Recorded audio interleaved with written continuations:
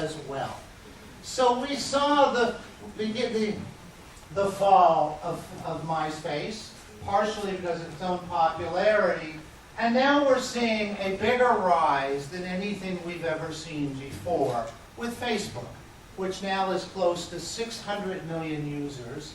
And we went on record a year ago, and this prediction, you'll have to come back in 4 years to see if we're right.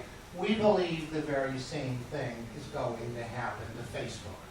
We think Facebook, however, will grow for at least the next 5 years, especially in the developing world. If you go to places like Brazil, where for the last couple of years, practically a way of life has been Orchid, Google's social networking site, that's now disappearing, giving way to Facebook. We think Facebook will probably grow perhaps to 1 billion people, but within about 5 years, we'll begin to show some signs of decline, and we think ultimately will never be replaced by another monolithic social network, but by smaller, more fragmented that deal with truer and closer networks of friends. That was our prediction a year ago.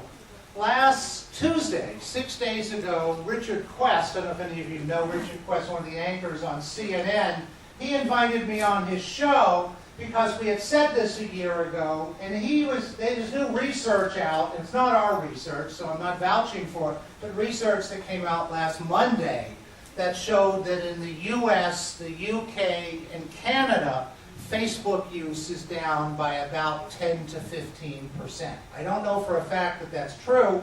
That's the research that's been released. And what Quest wanted to know, is this the beginning of what we're seeing, what we've predicted? Maybe it is, maybe it isn't. I'm not sure. Facebook has denied that its use is down. But it may be close to having peaked in places like the US and the UK and Canada. But it will grow in the developing world for a while. Having said that, even though which community a teenager is in is a fad or a trend, keep in mind the heaviest users of social networks are people in their 60s and 70s. They're also the people who derive the most value out of them. But they're not just in Facebook, although they are in Facebook. They're also in communities where they learn how to be a better chess player, how to deal with the physical or emotional toll of cancer, or where they talk about politics or hobbies or things like that. And I've spent the last 4 or 5 years a lot of time with brands who 3, 4 years ago were all asking the same questions. I think this has been well settled by now. But the question almost everybody was asking was, should we engage with our customers? And as people were asking those questions a few years ago, it was my sense that a lot of marketers really didn't like the idea of engaging with their customers. It was much easier in your world, the world you defined on screen of the paid media. You sort of put it together in a room and you pushed it out and you hoped it worked. I hosted a conversation about 3 years ago at Google Zeitgeist in California. And I was talking to one of the CMOs of one of the 3 biggest consumer packaged good companies in the world. And we were talking, and as we were talking, it was clear he didn't like all this stuff. And he wasn't comfortable with all this change. So finally, I got frustrated, and I said, come on. You can admit it. If I got you alone late at night, plied you with alcohol, you can confess. Don't you wish the internet would just go away? And he said, no, we love the internet. It teaches us things about our customers. We communicate in ways that were never possible. And then as we were walking off stage, he said, you have no idea how often I wish the internet would go away. A lot of people thought that. It's not, I think everybody knows it's not going away. To this issue of social networking, it turned out to be the simplest question there was to answer. Of course you engage with your customers. Your customers are going to talk about you whether you're there or not. You may as well be part of the conversation where it makes sense. And one of the things we saw is that when your customers say mean and ugly things about you, more often than not, your other customers will defend you. And then sometimes people will say mean and ugly things about you, and if you're British Petroleum, you deserve those mean and ugly things, and all you can say is, we're sorry and we will do better. Nobody's asking anymore whether they should engage, but I think a lot of them wish they didn't have to. Another trend we've seen over the last 5 to 6 years, and you touched on this as well, Scott, I think we made a good 1-2 punch, is brand is more important in a digital age than it has ever been before. We are overwhelmed with information, with choices, with options. And most people, as you know, don't like too much choice. Example I use in America, 1975, most American markets had 7 television stations. 90% of viewing was on 3. 30 years later, most markets had well over 100 television stations. 90% of viewing was on 6 or 7. You give people much more choice and they only branch out a little bit. Restaurant owners know that. They know that people don't like 20-page menus. That frustrates you. You have too many choices. People in restaurants like 8 to 10 choices. Enough choices to feel that you actually have a choice, but not so many that you're overwhelmed. And on the web, where you technically have tens of millions of choices, but let's be realistic, for most of us, it's thousands of choices. On the web, where you have thousands of choices, 90% of our time is spent on 15 sites.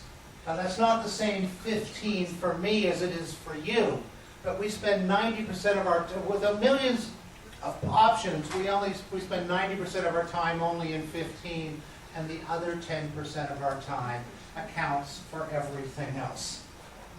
So we're overwhelmed by options and choices, and what brand is, why brand stands out, is brand is shorthand for recognizability, familiarity, and in many or most instances, quality.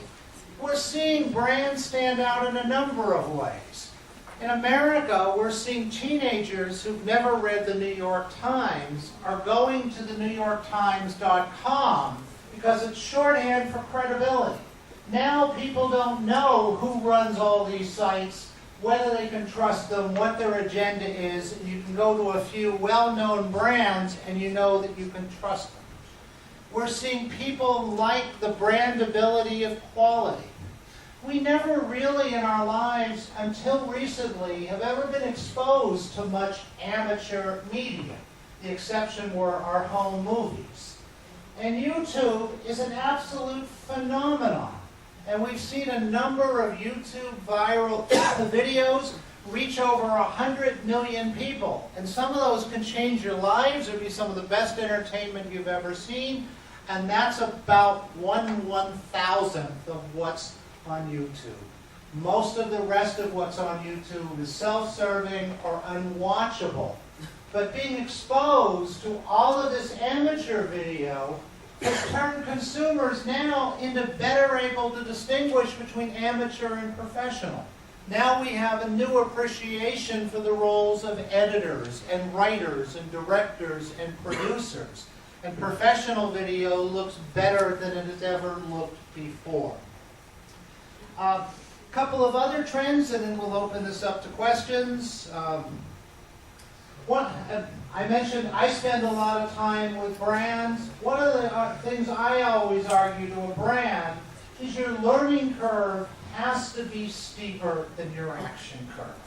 And what I mean by that is I think brands have to spend enormous amounts of time studying, tracking, paying attention, watching, but they don't always have to make the jump and do things.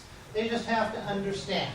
For example, 3-4 years ago, I was telling every brand who would listen to me, learn everything there is to learn about Second Life. I'm sure some of you know Second Life, some of you may know that Second Life, may not know. Virtual reality community where you created an avatar, you went in, you actually used money that was translatable into actual money. You could buy islands and property.